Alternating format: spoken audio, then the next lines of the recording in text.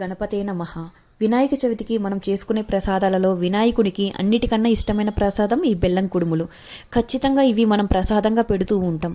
అయితే వీటిని ఎలా తయారు చేసుకోవాలో చూసేద్దాం. మరి ముందుగా ఒక కడాయిలో నెయ్యి వేసుకుని, సన్నగా తురుముకున్న కొబ్బరి వేసుకుని, కొద్దిగా వేయించుకుని, అరగంట పాటు నానబెట్టుకుని, ఒక స్పూన్ పచ్చిశనగపప్పుని వేసుకుని, ఒక కప్పు వాటర్ వేసుకోవాలి.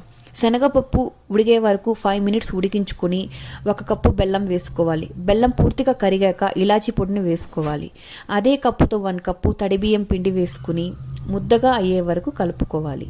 చల్లారే వరకు పక్కన పెట్టుకోవాలి. వీటిని ఒక ప్లేట్లోకి తీసుకుని చక్కగా కలుపుకొని చేతికి నెయ్యి రాసుకుని మనకు కావాల్సిన ఇలాగా ఉండల్లాగా, అప్పచ్చల్లాగా, మోదకాల్లాగా చేసుకోవాలి. అలా చేసుకోవాలి. తర్వాత స్టీమర్తో కానీ ఆ ఇడ్లీ పాత్రలో కానీ పెట్టుకుని 10 to 15 మినిట్స్ మీడియం ఫ్లేమ్లో చక్కగా బాయిల్ చేసుకోవాలి. స్టవ్ ఆఫ్ చేశాక 5 మినిట్స్ అలా ఉంచి వేరే ప్లేట్లో తీసుకోవాలి. బొజ్జగన్నపైకి ఎంతో ఇష్టమైన ప్రసాదం ఇది.